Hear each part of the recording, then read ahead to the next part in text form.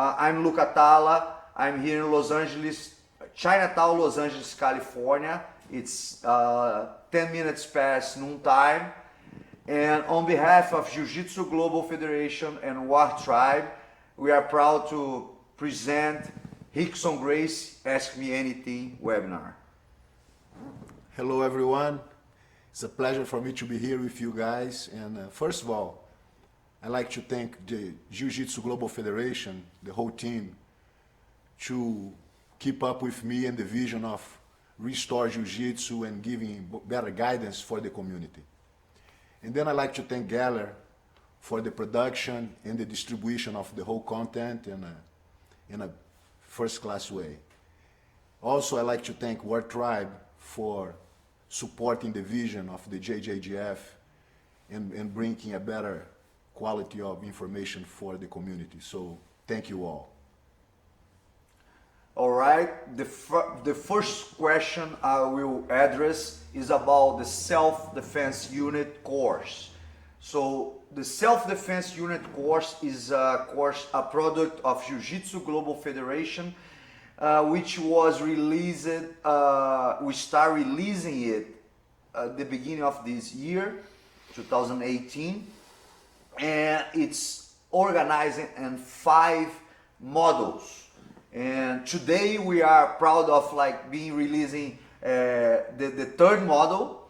And I would like to ask Master Rickson, what is exactly the self-defense unit course?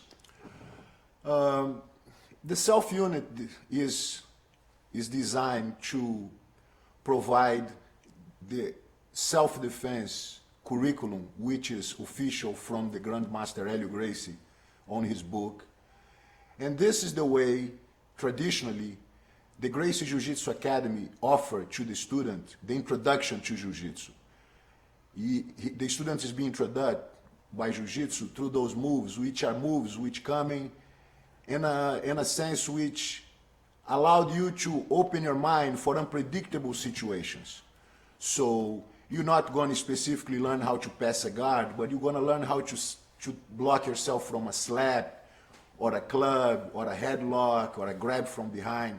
So those movements which are more unpredictable and more realistically used on the street, those are not exactly the whole concept of Jiu-Jitsu, but give to the student in a practical way the sense of how he will be adjusting himself in the best of his knowledge to be less effort and more results in terms of anything could happen to him. So it's a great way to introduce Jiu-Jitsu to the community, and it's something that's being forgotten a little bit. So I'm very proud to restore that vision and allow the instructors and everybody to share that knowledge with students and make it something much more complete in terms of information. All right.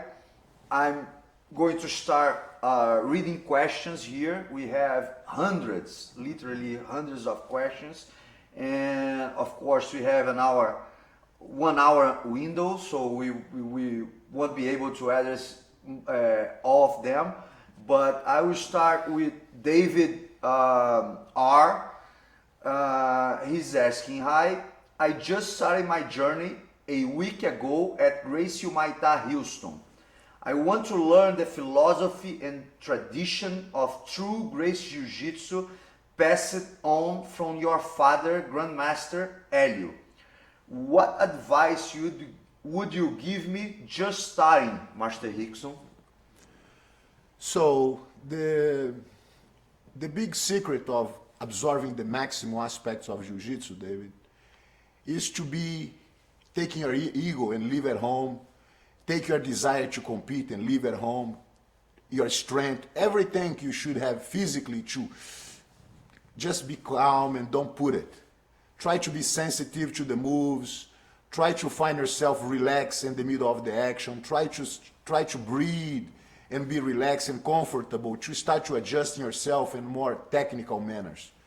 Jiu-Jitsu is something to develop an invisible power, which is leverage, connections, weight distribution, and those things you learn faster when you're not tense, when you're not commit to do something sportively, athletic, because those give you toughness, but doesn't give you the sensibility for the deep technique. My father Elio was a great champion, but he's a guy with 130 pounds, so he started from the beginning being lucky enough to not have the power to develop the perfect jiu-jitsu. So if you're strong, be relaxed. If you're weak, be sensitive.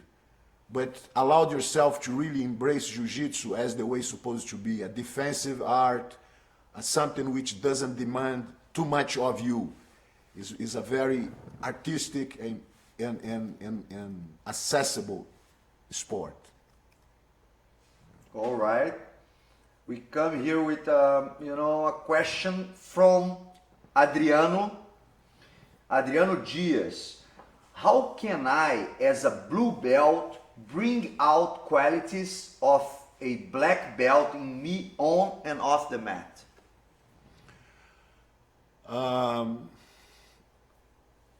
Of course, in the process, in any process, you cannot be a teacher being a student. You cannot be advanced without passing the elements and the obstacles we have through the journey. So in your journey, you should apply the concepts of martial arts more than actually physical, egocentric concepts. So you have to become a black belt to know what a black belt is supposed to do. You cannot know what a black belt should do as a blue belt. But from the day one you start training, you're supposed to be a little more concerned to developments of the techniques and developments of the concepts which give you peace of mind, give you capacity to be comfortable in hell. So mentally, your mindset has to be absorb the knowledge, try to cope with the uncomfortable situations and become more, in a way, gentle, because that's what you allowed your mind to really understand and embrace the concepts. So through physicality, to toughness, to ego, you're gonna be, sometimes you can be a very tough champion, but you're not embracing the philosophy behind the true martial arts and with jiu-jitsu involved. So be relaxed, try to go through your journey with the responsibility to just share what you have good, what you learn, and give love to the people around you, and start to embrace being humble, being grateful for the things you get. And I think naturally you're gonna get there, not only a black belt, but a great spirit. All right. Question from Ben Curson. Looking back on your life of jiu-jitsu with the knowledge you have now, what is something you would have done differently? Hi, Ben. Nothing, man. Even my mistakes were a great deal of appreciation and because no matter what you do, right or wrong, what matters is once you get the experience of doing something wrong, what you're gonna do with that? You're gonna repeat the mistake, or you're gonna grow from that? So my mistakes, my bad fights, my panic attacks, whatever I have through my journey, give me the knowledge of, oh, I have to fix that, because that's not take me nowhere. So I pretty much develop myself in every day I train, and every competition I did, every sharing techniques I did with friends. And so it's just a progressive way to get better in life, which the setbacks are just to push you with a little more happiness and motivation to the future. So for me, my life was a blast, even in the bad days. All right. Andrew Chapman. What would you say, Master Rickson, is the greatest thing BJJ has brought to you outside of the fighting and self-defense? Okay, so the jiu-jitsu give me the sense of know myself. you know, in depth. And how I can deal with my monsters and how I can deal with my valuable things I have.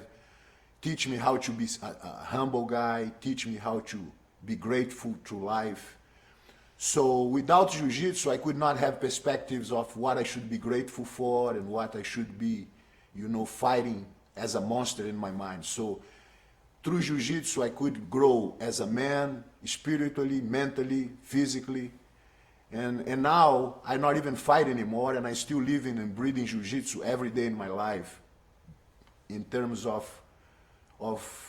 the mindset of a warrior stick with me and give me the chance to be the best I can be every day, even with injuries, even with limitations.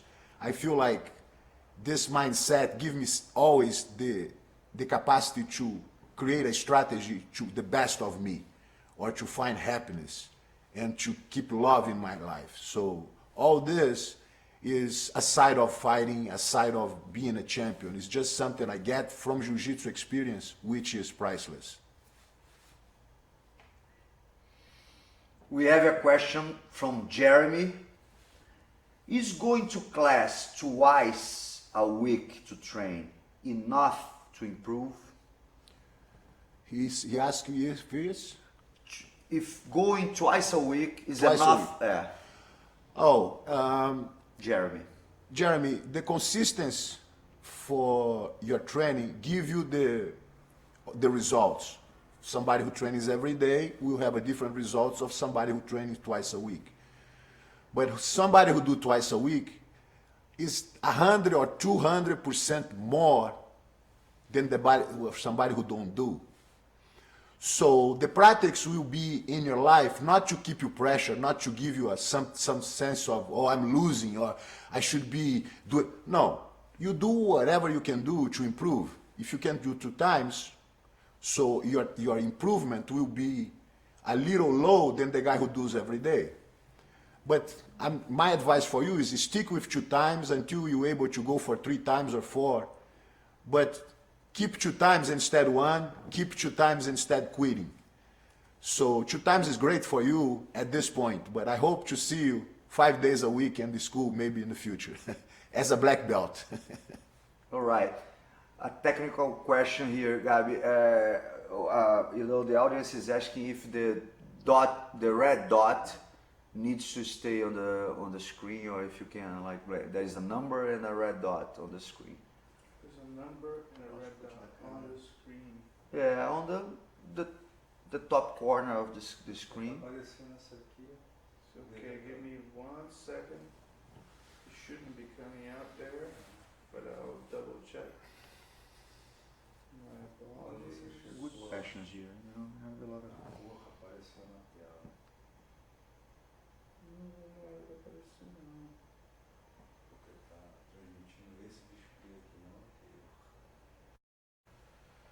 Okay, my apologies for that. All right, no problem. We have a question from Aaron Aru. Hello, Master Rickson. I have 3 questions. Can he have 3 questions? Number 1, how different is Invisible Jiu-Jitsu to the regular Gracie Jiu-Jitsu and Brazilian Jiu-Jitsu taught in schools? Arun, the regular Jiu-Jitsu is the same Jiu-Jitsu. I mean, there's no 2 different Jiu-Jitsu. But the thing is, the Invisible Jiu-Jitsu, you don't show, you feel. So when I tell about the Invisible Jiu-Jitsu is when you have the perception of how you can be relaxed, how you can be in control of a situation by shifting maybe a little bit of your weight distribution, and you're gonna say, wow, such a difference based on, oh, that's it. Just this little thing give me so much effect. So the effectiveness increasing and the relax and the amount of effort decreasing, that's give you the sense of the invisible power you should have in every position. So the search for the invisible is basically the search for diminishing effort and maximizing result. And has to be invisible because something you have to feel between choking somebody like this, he may tap, but it's a lot of effort. different than choke somebody with your chest, which is reduce the effort and gives more effort. So the search for the invisible is the search for what people cannot see. But when you felt it, you say, wow, now I find gold here. And it's invisible positions, it's invisible feelings in every position in Jiu-Jitsu. I guarantee that. So keep searching for the invisible and you're going to enjoy for life.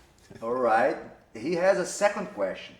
Does a blue belt qualify to teach classes in a place where there are no belts to teach, no high level belts to teach? Yes, normally is a saying in Brazil who say, in a blind's land, who have one eye is the king.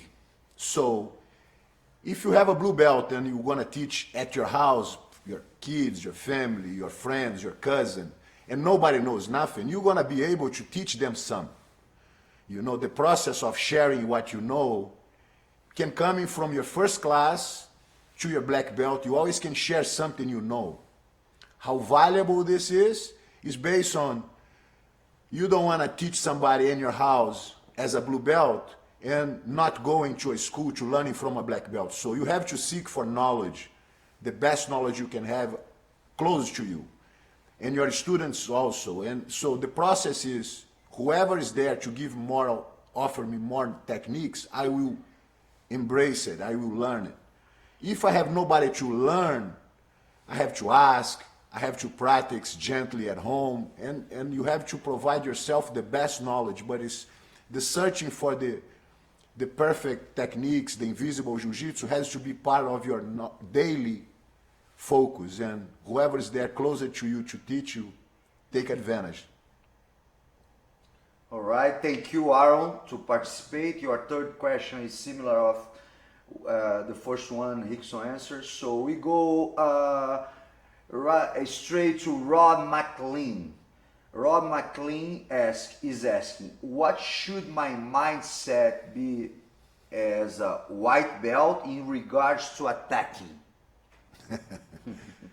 I think you choose, you want to be like from a very small lion, become a killer, become like, I think that's not exactly the process. Even though you have already a warrior mind and you want to be getting results, now it's time for you to feel pressure, to feel comfortable against people who know better, who surprise. So start to feel comfortable with the game of rolling and it's a lot of tapping for you, not finishings. So make sure you're going to get uncomfortable. Oh, okay, good. So start to be gentle, start to be humble, start to not be too much egocentric about don't let people. It's too soon for you to compete. Open your mind, thinking, because as a black belt, you're going to do everything. As a white belt, the difference is you're supposed to be a white belt in Jiu-Jitsu when you're 5, 6 years old. You start your relationship with Jiu-Jitsu a little too late. You're already a man.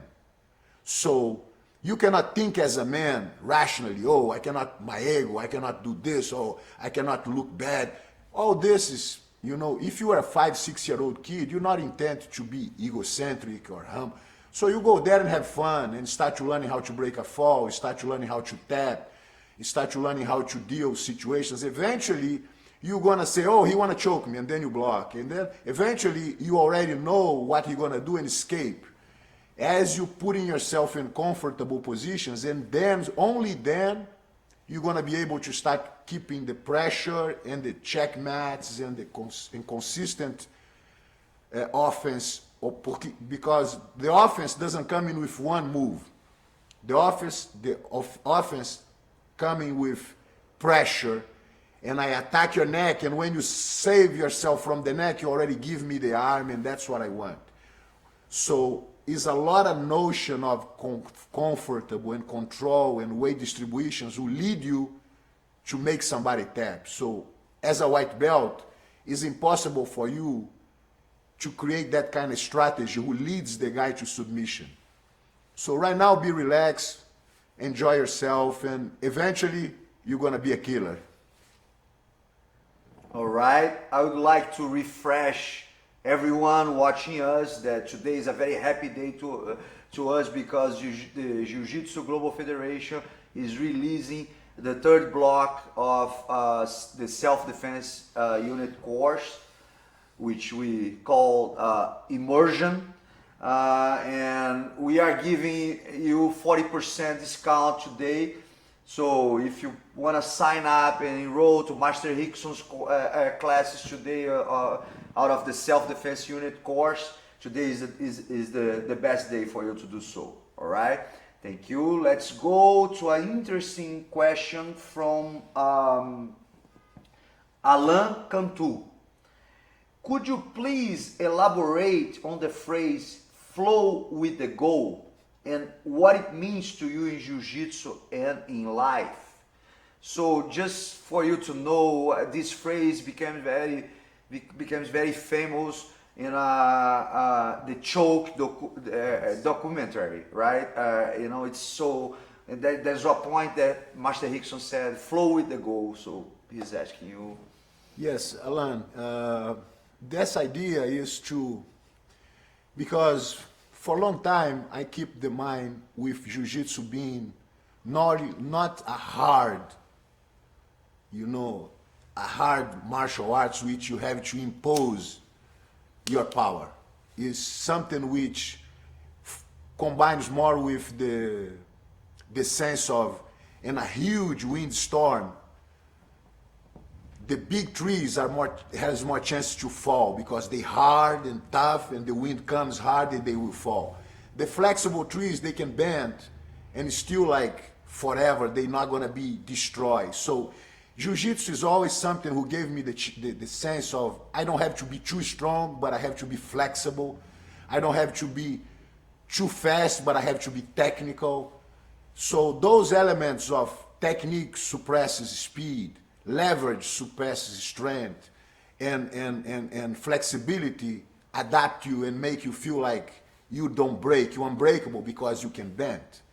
So those concepts make me feel like when I'm engaged, I'm not there to break the tree, I'm there to just, find myself comfortable in the mobility and the sense of moving positions and being comfortable all the time. So I have to flow with the energy, with the real storm which is in front of me.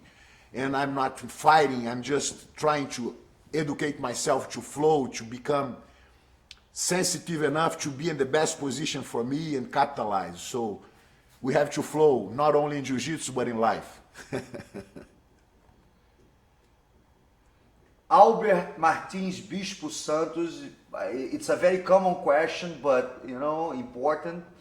Nevertheless, what was your most difficult fight and which technique you used to win? Albert, how are you?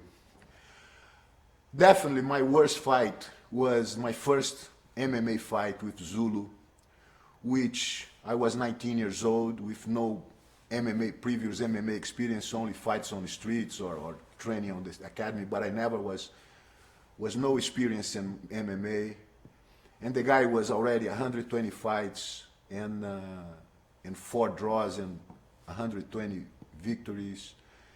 He was just a monster and with a lot of experience. So, and when I start with this fight, I was really getting a new experience in my life, and right on the beginning of the fight, I could hit him with like a move with my knee on his face, and in my mind I thought, oh, I win the fight, but I'm totally wrong. He stood up, shook his hand, spit a tooth, and walked to me like nothing happened. I said, wow. Was terrible. It doesn't work. So he coming to me, and for the next 9 minutes, because it was 10 minutes rounds, we going like crazy, and he throw me out of the ring. I come back and I go into his back, hit him, he pull his. So it was a crazy fight. And at the end of this first round, I was completely exhausted, and I crawled to my corner and said to my dad and my brother Hall, said, guys, I cannot go back there, I'm dead. And my dad even not listened to me. I said, Dad, I'm serious. Oh, you do good. I said, Dad, I'm serious. It's hard for me to go back there. I cannot. So as I start to explain my case, My brother threw me a bucket of ice and water in my head. And then, bang, they push me out. I'm ready there with the black guy again. So, unfortunately, was what my dad said to me. He was tired as me, and I could get a position he could not defend anymore, and I put him to sleep, and I win the fight with 3 minutes in the second round. So, the worst thing for me was not the fight. The worst thing for me is how I decide to quit in my mind. Because I felt I have no more chance. I thought I could not have more chances. And my mind was my worst enemy.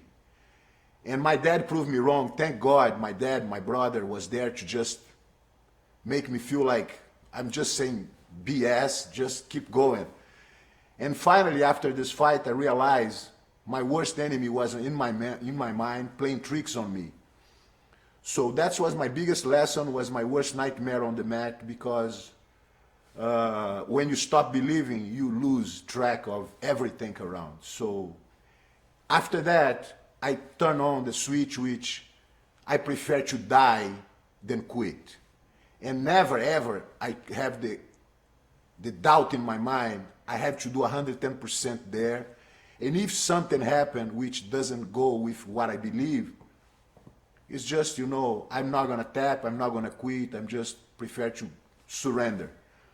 So with that mindset, I continue my career with a lot of success, and but was not exactly the techniques applied, was more like the way I think about, you know, the tradition, my responsibilities with the family, and how the capacity I have to surrender to God, giving my soul, giving my body to represent what I believe at the time. So once the quitting aspect in my brain was dead, I become the happiest fighter in the universe. It was an interesting question, because he asked also which technique Master Rickson used to finish the fight. And we are here in Los Angeles now filming the Model 4, and included on this Model 4 in a very, you know, comprehensive class about guard for fighting. Master Rickson he goes over the technique to go to a person back. He used it for the finishing. Yes. So yeah. And the position I used was the rear naked choke, a very good one, because it's gentle but it's effective. Gentle because you don't have to kill the guy and don't have to break him. Effective because he passes out, and then there's no doubts you win. And there's no coincidence, you know. The next question is also related with this filming we're doing on the fourth model. Jess June Carey is asking, fist or palm? Fist or palm?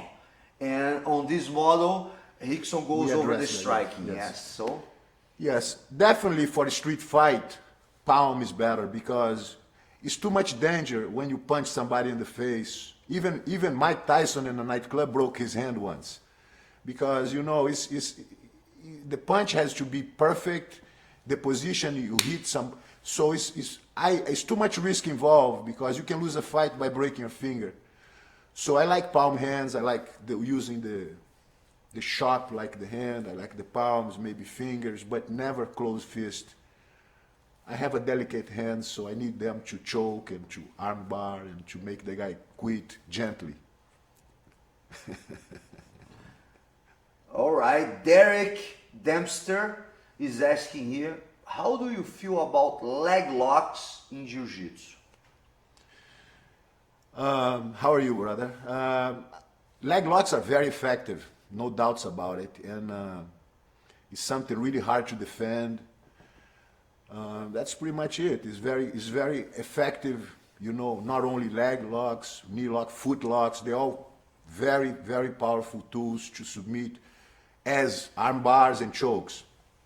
The problem is a lot of people in the community of Jiu-Jitsu start to being like not training too much and allowed only the leg locks for the guys who do no-gi or for the guys who coming from a more sambo perspective. So it's a little, I think leg locks has to be broadly brought to the practice and start to become comfortable, not only to execute, but just to defend, to escape, moving your hips. And so it's a good practice, and I like the techniques who involve leg locks.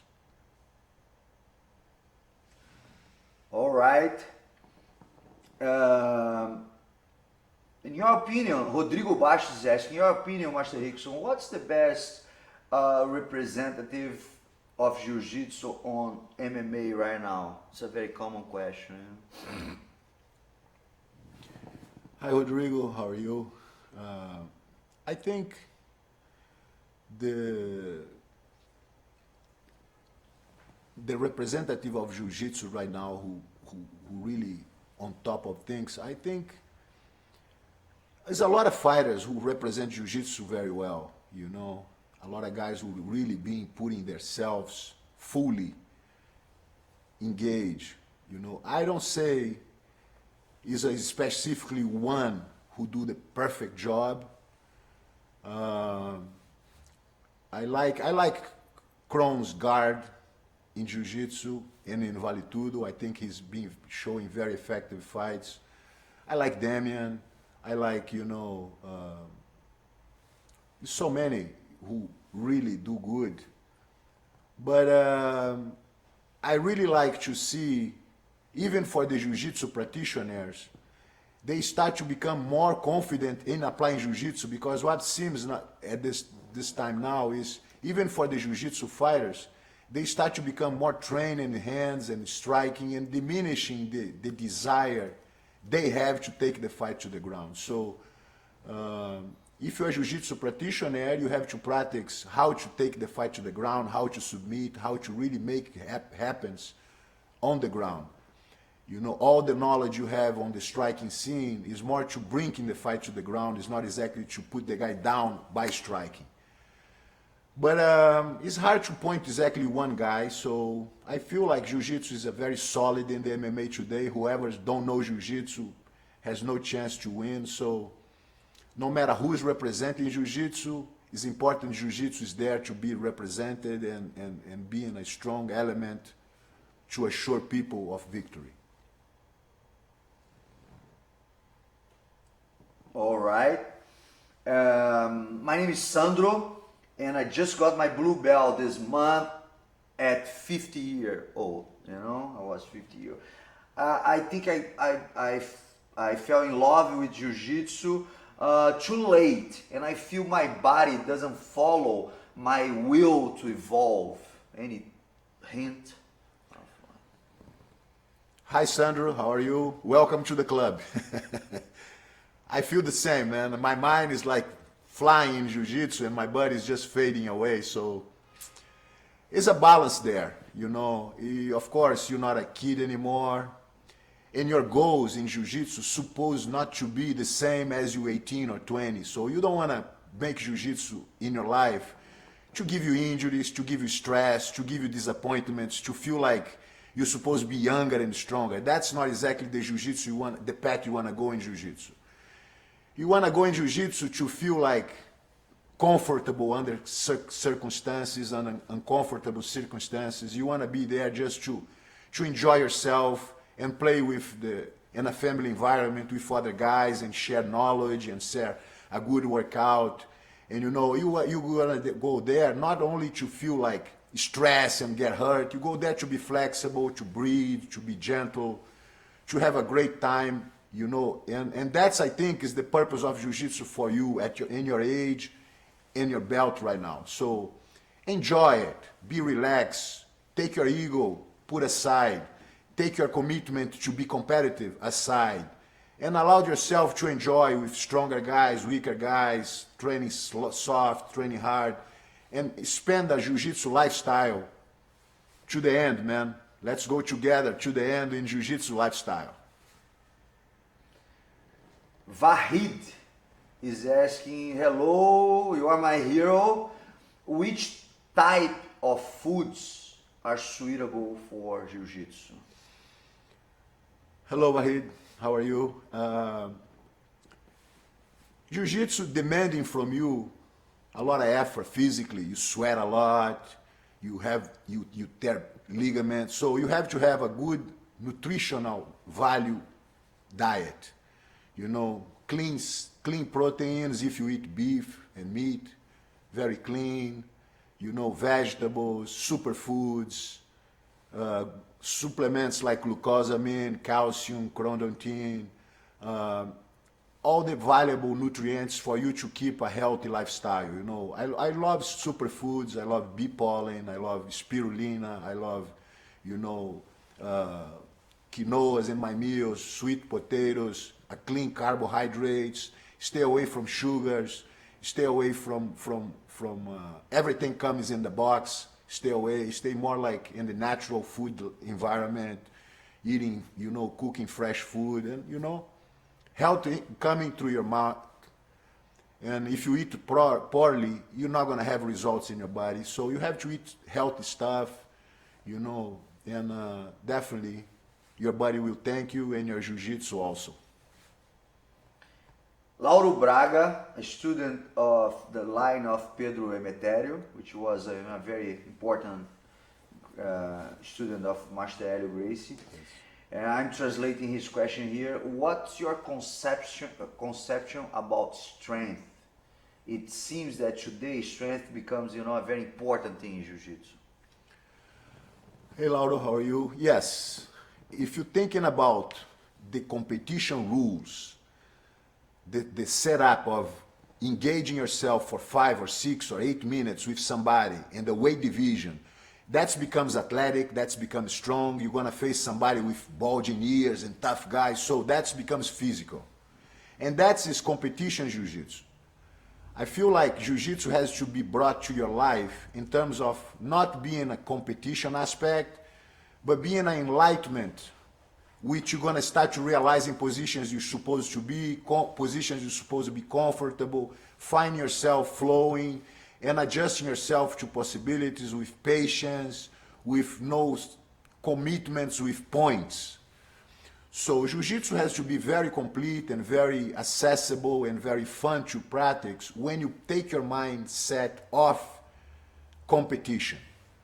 When you put your mindset in competition, the stress becomes in your weight division, how much weight you should lose, how strong the guys in front of you, how much power you have, how much. So it then becomes stressful because you have to be a champion. And the champion is not just Jiu-Jitsu made champion.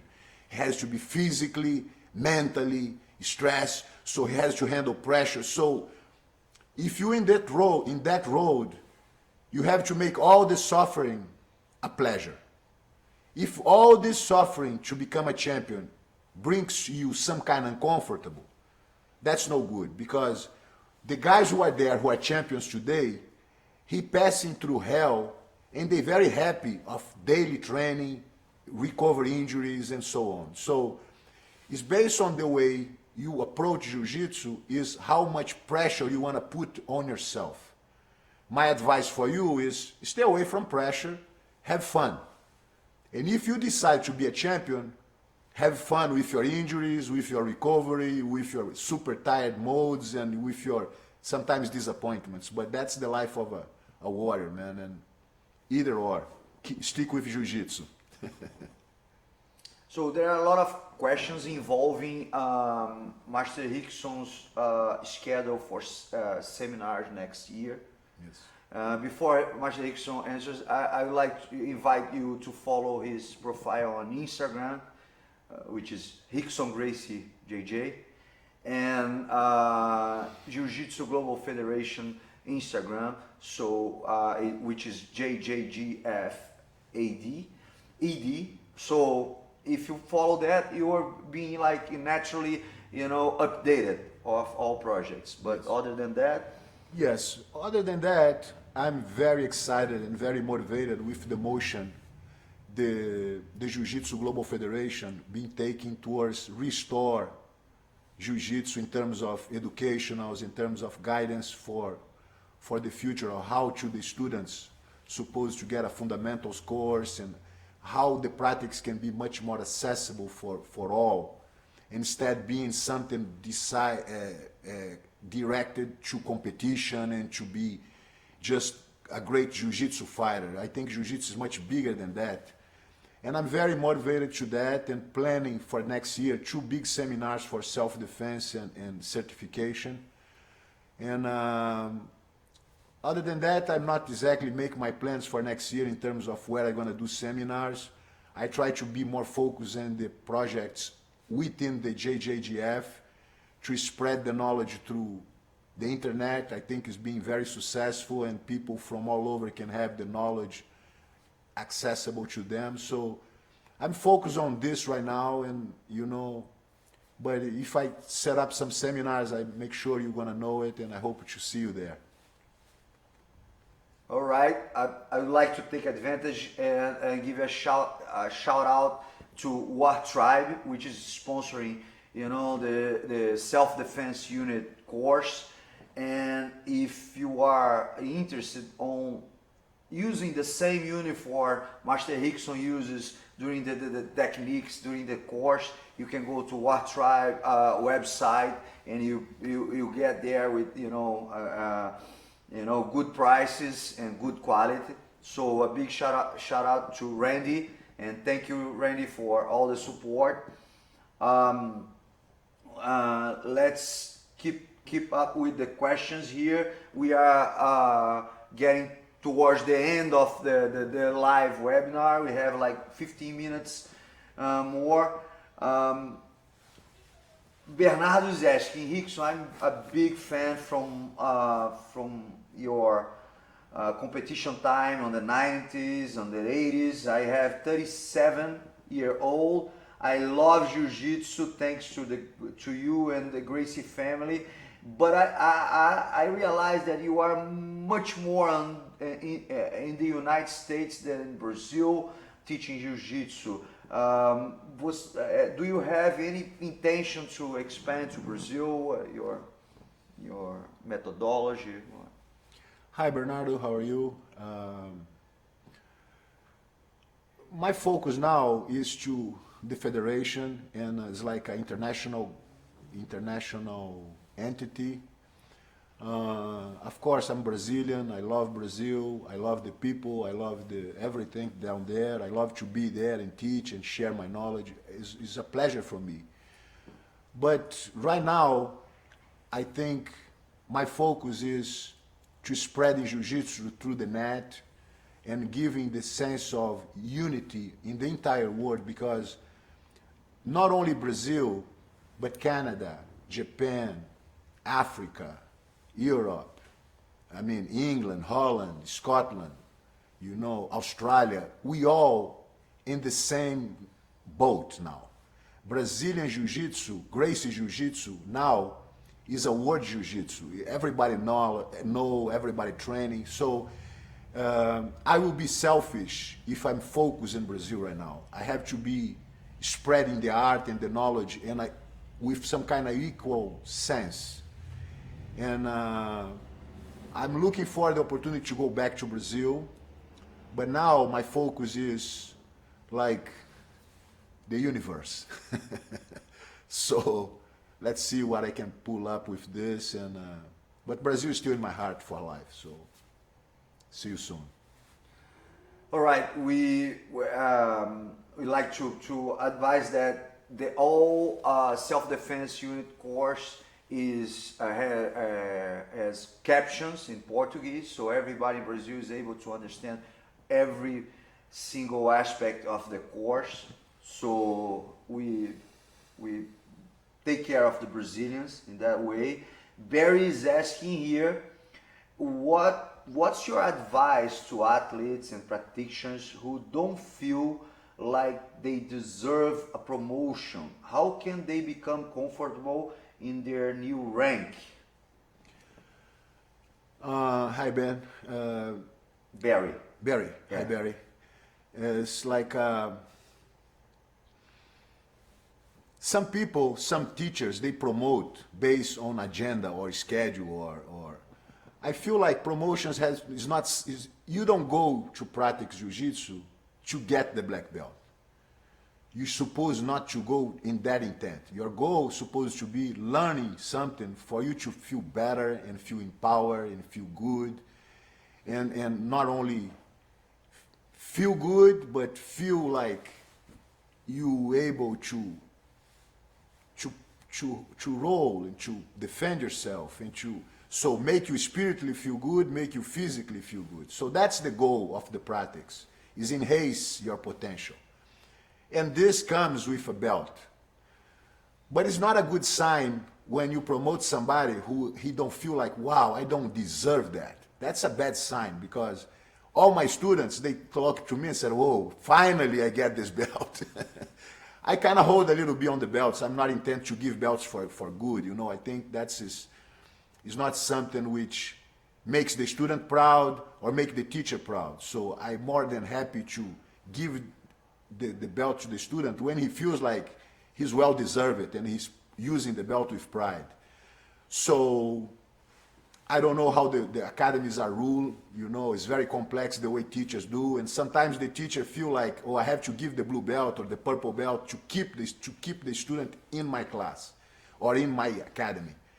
And that's pretty much some kind of, you basically sell your soul to devil, you know, when you play this money thing, the belt thing, or this promotion, you know, without the knowledge, without the effectiveness. So I'm very skeptical with that. I'm not here to judge who deserves and who don't. But the professor is supposed to be a little more serious about giving belts.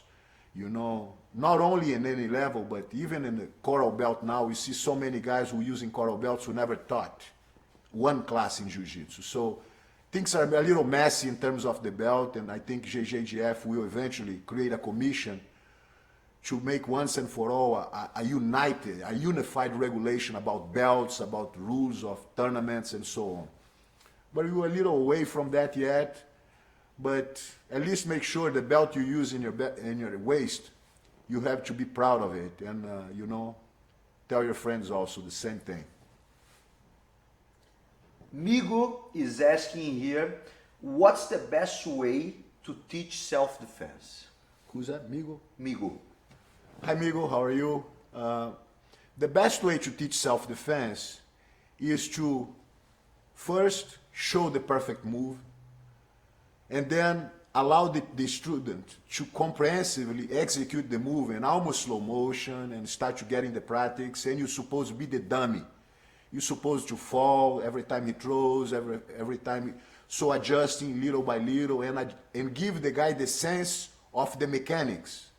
After he gets the mechanics, you start to adding a little pressure, a little more balance, challenge, a little more pushing and pulling, a little more resistance, to give the sense of the student start to build from scratches, from very gentle way, a little more toughness on the grip, a little more adjustments on the hip throw or on the pushing leg or on the lift. Or so the process of building a good self-defense program is to go gentle in the beginning and start to adding pressure and stress as we progress. You cannot add stress in the first class or try to make the guy tough to understand everything. So first has to be gentle and smooth and, you know, comprehensive. And as the guy start to feel, oh, I understand. So yeah, you understand, but let me put so another knot, another step, but it has to be comprehensive and gradatively growth until the point where the guy really can defend himself and really can be effective on the defense.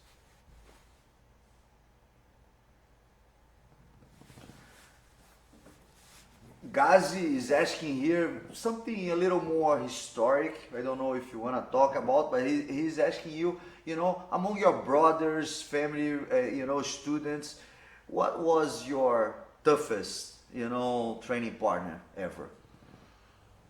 Gazi, his name. Oh, in the family, I mean, I'm born and raised in a champion's family, and from one point, my vision was towards two guys who are kind of guide me through my learning process in Jiu-Jitsu. My two older brothers, Horion and Halls. Horion was a great technician. He gives great private lessons. He knows how to speak and giving the sense of building a student. So I learned a lot from the teaching aspect from Horion. Halls was a great champion, was a guy who's just focused and being a guy who do his best in everything he does. He has no quitting in his mind. He's a warrior. He's a champion. He was a guy who was super enlightened in terms of sharing and supporting competitiveness and toughness. So he was my champion. He was my idol in terms of what I'm gonna be or what I'm gonna be when I grow up. So in that process, I built myself, learning a lot, training hard, and definitely up to forever, I have Halls as my idol, as the guy I want to get there someday in his level.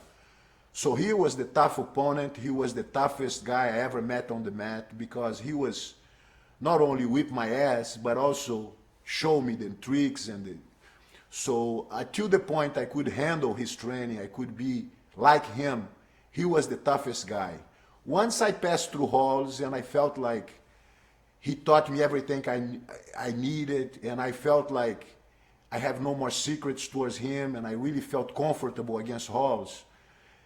After that, man, everything else was just, I don't say walking in a park, but it was just, a routine. The guy can tap in a 30-second, can be in a 5 minutes, can be in an 8 minutes, but he always will tap. So I felt like from the point Halls graduated me as a champion, I've been feeling like nobody else give me hard time, and I'm undefeated for all my career from 18 years old to 2000, and I was always submitting my opponents. I never win for points, so I felt pretty comfortable with everybody I put my hands on up to the retirement. All right. A question from Vander Braga, which is like student of Jorge Pereira, who was a student, from Rickson. What's the most important aspect of the self-defense? It's been over and over, but it's an important question, right? Vander, how are you, brother? The most important aspect of self-defense is to create an environment where the student is able to recognize possibilities in unpredictable situations. Because in a Jiu-Jitsu tournament, you're not going to find yourself being hugged by the back, or being attacked with a club, or with a knife on your throat. So those segments of self-defense, they creating an environment where you're being exposed to unpredictable situations, and then you start to dealing with what I should do when I'm here. And from that point, you learn the best movement, the best leverage, the best angles, which give you the sense of empowerment.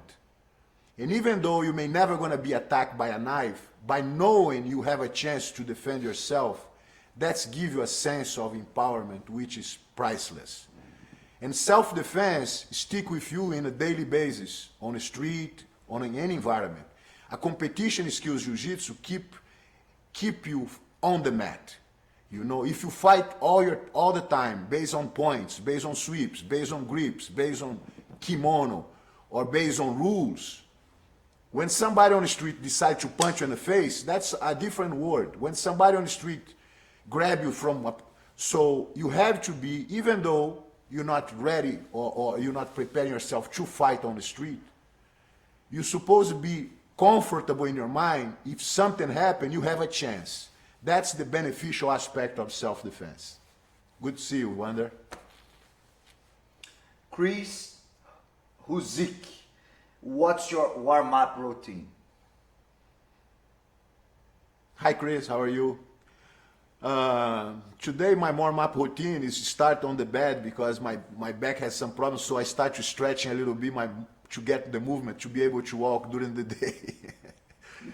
So my body now has many injuries, so I try to keep myself flexible. I always use a ball to stretch, to elastics.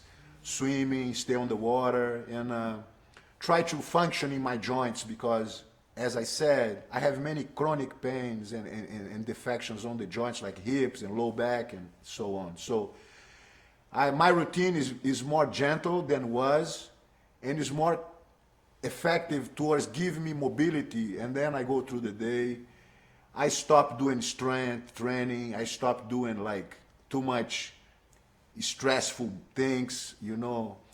If I go in training hard with somebody for 5 minutes, I'm gonna spend two weeks to recover. So things are not easy for me those days because, you know, my body really I'm paying the price of a lifetime training.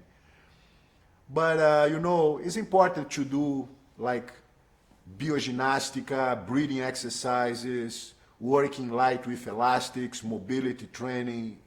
I think all this is pretty good, and you know, so many gyms and places now who give you the access to that kind of activity. So just keep moving yourself and being flexible and you do good.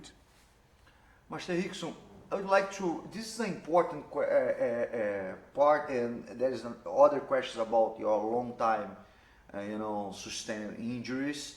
And you went over real quick about this. There is a difference between, you know, training for a life to practice jiu-jitsu and train for a life to compete and be the best, you know, and one is not realistic to be, it's not healthy to be, you know, a competitor top level and be without injuries, right? So what's the difference, you know?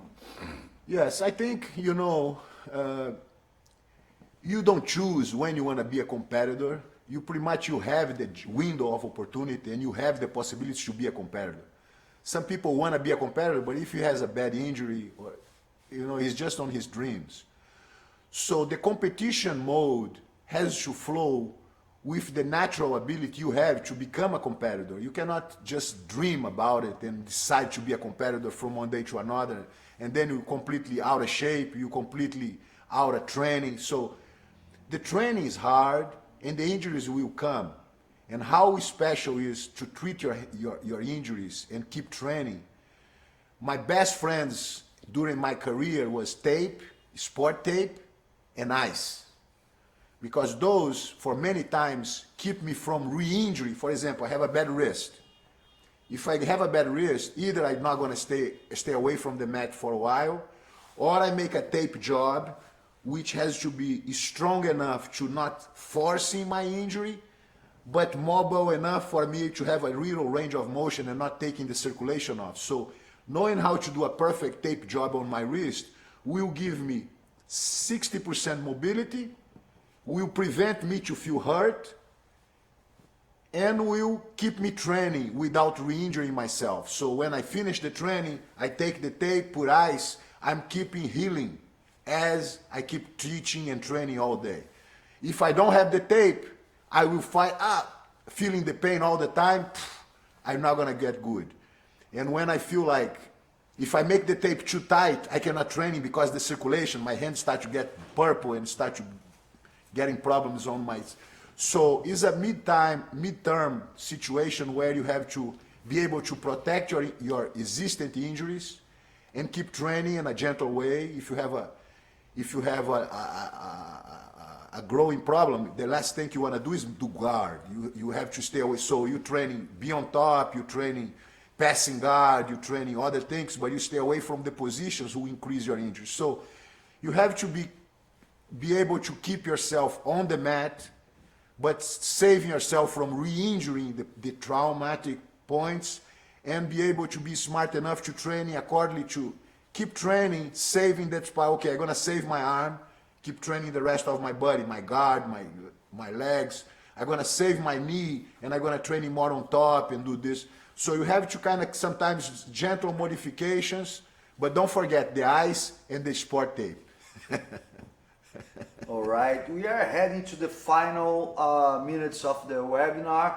I have one more question, the final question here. I would like to thank everyone who's like watching us right now. It's a big opportunity to be here with Master Rickson and, you know, answering all your questions, you know, freely.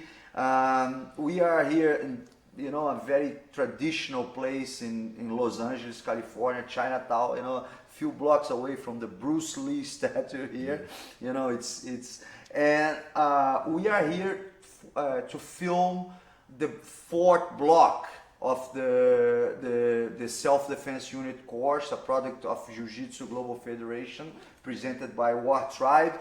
And I would like to, you know, give Master Rickson the book of his father, Gallerr Gracie, which is like the traditional curriculum, right? You can, you wanna talk a little bit about? Yes, I think the idea of bringing this knowledge within in this book to restore our culture and our tradition, and eventually have this knowledge in every academy in the world, will be the great success and the great dream of Master Gallerr Gracie, because this is actually the heart of Jiu-Jitsu, you know. And then from that, because in self-defense, the attackers, they're not fighters. They give you a punch and then you pum pum and defend the punch. Different than a guy who give you a punch, when you go to defend, he neutralizes. So the defense here is like against a one-shot killer. The aggressors here, they don't have the knowledge or the fighting skills to keep up changing positions. Those things you're gonna learn by practicing the Jiu-Jitsu. This information is more like information which you understand the concepts to be used in case you get punched, in case you get headlock, in case you get grabbed. And those are very fundamentals and very basic situations which give you the sense of application of many concepts within Jiu-Jitsu. That's why I feel like every black belt is supposed to know this, every student is supposed to know this, aside of the game, aside of the Jiu-Jitsu skill competition mode, the MMA, the no-gi competitions. I think all this is beautiful, but the heart of the knowledge to empower somebody is not about giving him competition skills, because some people don't even not interested in compete. So Jiu-Jitsu cannot be limited to people who like to engage in a fight. Jiu-Jitsu has to be complete enough to feed people who even don't want to be a fighter and never will. They just learn how to, they want to learn just how to defend in case they get attacked. And that's why self-defense has to be the introduction to any Jiu-Jitsu practitioner. And it's just the beginning for a huge lifestyle in Jiu-Jitsu. So, reminding you that the self-defense unit course by Jiu-Jitsu Global Federation, it's, you know, Master Rickson interpretation of this book. You know, so all the techniques of the book is on the self-defense unit course, which is organized in 5 modules. And today we are releasing the 3rd module. And you have, you know, right now it's the best way if you want to enroll, because you have 40% off. And we are here for all this setup is to film the 4th module, which is like we are accomplishing today. And with that said, I'm going to ask the last question to Master Rickson. So the concepts, the fundamentals of Jiu-Jitsu, it's answered here on this book, on the self-defense unit course. But Fabio is asking, what's the essence of Jiu-Jitsu? Hi Fabio, how are you? The essence of Jiu-Jitsu. That's a good question, you know, because Jiu-Jitsu is an art form. And the essence of Jiu-Jitsu is essentially to give you the knowledge of a martial artist. And being a martial artist, you will be able to express yourself, to empower yourself to do what you should do in the most clean mind, to do the best you can do. So Jiu-Jitsu gonna increase your courage, your sense of respect, your capacity to love, Jiu-Jitsu will give you the answers for your doubts and will make you believe in the impossible, because all the practice in Jiu-Jitsu give you the sense of nothing is impossible. You can achieve, you have possibilities, you have strategy, you have... So the essence of Jiu-Jitsu is make you develop within power, love, and appreciation for life. All right. So, Master Rickson, can you please address, the audience and, give a, your last words for everybody? I'd like to thank you all for being here with me and share this little webinar. I think, is... Again, thank you, JJGF, thank you, Gallerr, thank you, War Tribe, for making this happen. I'm very excited because it's important to be motivated in life. And for me, more motivation than what I have done in my career as a competitor, as a professor, as an athlete, and as a reference for the community. I think more than that, far bigger than that, is the motivation I have right now to rebuild Jiu-Jitsu in a way to become more accessible for people who at today not thinking about practice in Jiu-Jitsu because they feel like, oh, this is too tough, this is not for me. Right now, I'm thinking about the self-defense program here is being exposed, but just after that, I'm planning to create a curriculum which becomes the first official fundamentals curriculum for Jiu-Jitsu, which lead you from zero to start learning not only the techniques, but in a summary, everything I learned in my life towards emotional control, base, strategy, weight distribution, connection. And in this curriculum, I will offer that knowledge in an accessible way.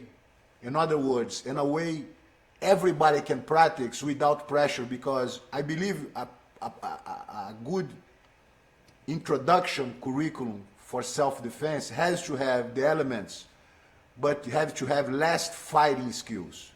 So for every student who go in, he's gonna learn about how to break a fall, how to throw somebody, how to avoid chokes, how to protect himself, how to roll, how to do that and this.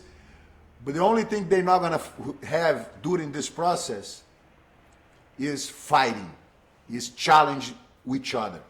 Because when you start to dealing this too soon in a Jiu-Jitsu environment, some gonna love because those are designed to become champions, but 9 out of 10 will give up, will quit before they get the elements within Jiu-Jitsu.